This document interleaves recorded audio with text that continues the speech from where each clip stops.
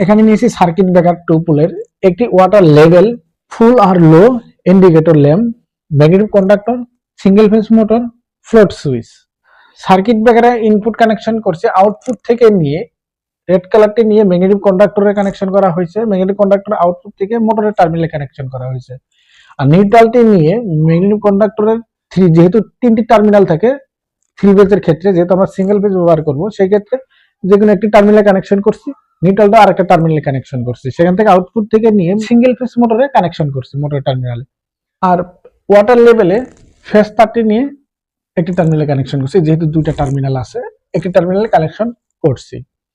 Float সুইচের 3টি terminal থাকে, 3টি টার্মিনালের ভিতরে রেড কালার টার্মিনালটি নিয়ে এখানে সরাসরি নিয়ে আসছে ওয়াটার লেভেল ইন্ডিকেটরে, আর ব্লু কালার তারটি নিয়ে আসছে ম্যাগনেটিক কন্ডাক্টর A2 তে, আর ব্ল্যাক কালার তারটি নিয়ে ফ্লোট সুইচের নিউট্রাল তার সাথে কানেকশন করা হয়ে গেছে। আর ম্যাগনেটিক কন্ডাক্টর বাকি থাকলে A1 কানেকশন, ফেজ তারটি নিয়ে ম্যাগনেটিক কন্ডাক্টর A কানেকশন করছে। সম্পূর্ণ সার্কিটটি এখন রেডি। আপনারা চাইলে এইভাবে কানেকশন করে আপনার বাসা বাড়ির যে ট্যাঙ্কি আছে ওয়াটার ট্যাঙ্ক সেটাকে আপনারা নিয়ন্ত্রণ করতে পারবেন। অটোমেটিকলি অন হবে, অটোমেটিকলি অফ হবে, আপনাদের কোনো ঝামেলা ছাড়াই আপনারা এইভাবে করতে পারবেন। মোটর আপনাকে একবার চালায় রাখলে আর দ্বিতীয়বার চালানো লাগবে না।